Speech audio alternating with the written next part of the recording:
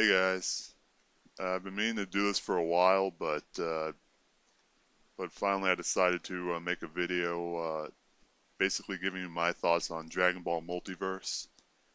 Now, in case you're wondering, I have in fact read pretty much the main story up until this point. Well, I also read a lot of their backstories, like you know how they do the special chapters where they go into the backstories of one of the characters and their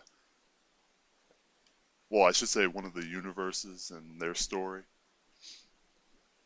Now, this comic was, of course, created by fans of the Dragon Ball series. You know, it's not canon, unfortunately, but it was created by Gogeta Jr. and Saligar. Now, to my knowledge, I think they said they were French or something, which is pretty interesting, I think. But anyway, you know, one thing I like about the series is it takes a lot of liberties. You know, even for a fanon art, fanon manga, it takes a lot of liberties compared to the original. Now, of course, there was quite a bit of distinction. Like, I noticed that unlike the original manga, this doesn't have as much humor. It's more focused on the dramatic and the fighting. But then again, that's what we mostly care about anyway. Though it does have some degree of humor, but I'm just saying it's not really at the same level as the original manga, but that's pretty much my main complaint about this. Other than that, I think the series is pretty good, and it's still ongoing. Not sure how long it's been going on for, like 2 or 3 years or something. Actually, I think 3 years. I'm not entirely sure though. And there's a lot of battles I thought were interesting, like Vegito versus Broly.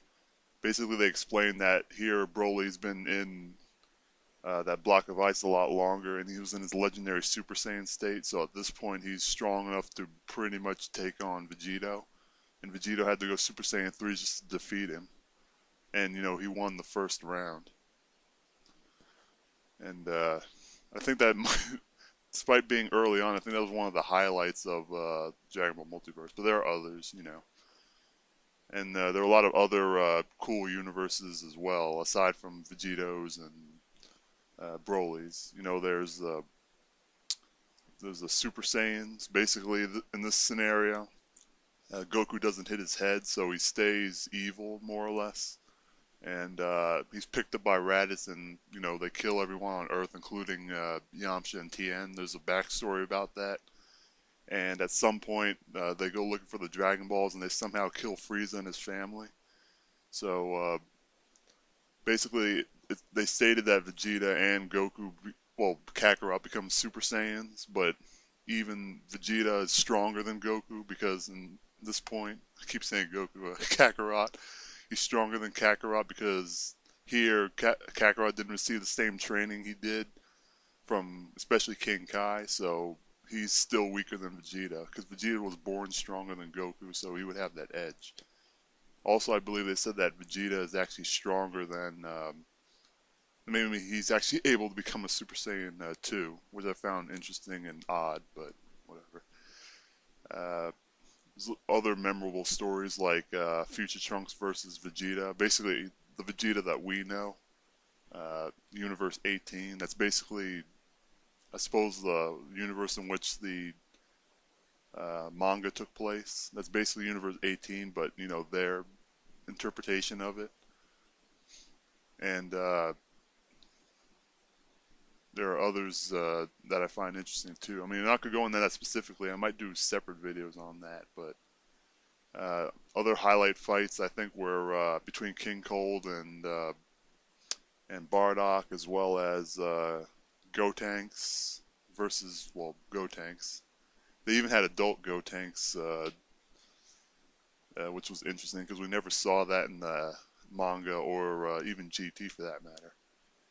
We also have a story in which all the Namekians fuse together when Frieza arrives, and they easily beat Frieza. And according to what they were saying, he also beat, at least they were referring to, Cell and Boo. So his name's Gas Kargoth, and he's definitely one of the strongest characters at the tournament.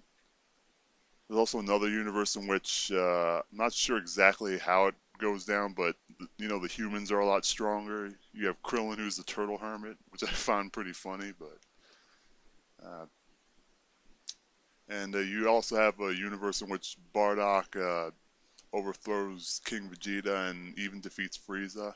And also in that universe, they reveal Goku's mother, but kind of outdated because Toriyama just revealed his mother. So that's been some of my early thoughts. Uh, I want to make other videos in the future talking about certain specific stories in Dragon Ball Multiverse. I know it's fanon, but I really enjoy these stories overall. I mean, there was some upsets lately, and I'm sure those that have read Dragon Ball Multiverse know what I'm talking about. But overall, I would say it's very good, and I recommend it to anyone who's a big fan of Dragon Ball, whether it be the manga or the anime, because you know it it takes a lot of themes from that, but it does have its own liberties and its own characters. So I think it's enjoyable, so worth reading. And anyway, that's been my video. So see you guys next time.